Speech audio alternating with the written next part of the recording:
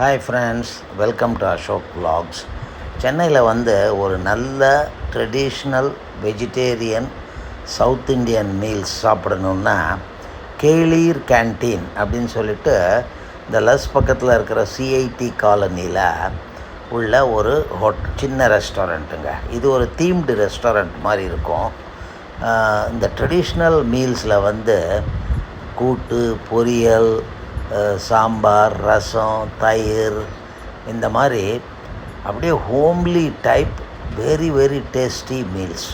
சாப்பிட்டோன்னா ஒரு 2 ஹவர்ஸில் உங்களுக்கு டைஜஸ்ட் ஆகிடும், எந்த பிரச்சனையும் இருக்காது. மீல்ஸ் இவங்க ₹250 சார்ஜ் பண்ணுறாங்க. ஆனால் டேஸ்ட்டும் எந்த ஒரு கலப்படம் எதுவுமே கிடையாதுங்க.